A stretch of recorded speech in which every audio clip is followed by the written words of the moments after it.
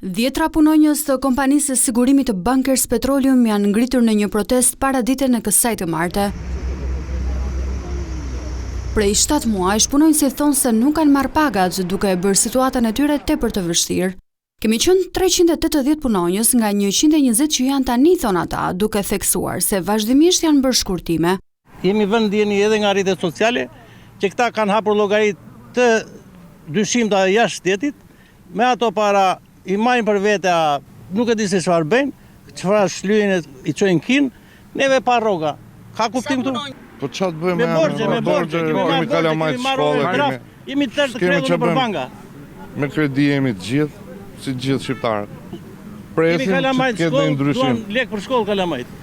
Keni ndonjë shpresë në një kohë që kompania? Po çfarë shpresë derisa kemi ardhur tonë, ku shpresa? Për punonjësit, për kompaninë bankës, neve apeli që kemi, duam lekët, duam pagat. Jemi 7 muaj, s'kemi më tani, domethënë edhe familjarët edhe të tjerë që na kanë huazuar paga, na kanë huazuar lek, s'kan mundësi dhe ata të na mbajnë më me borxhe.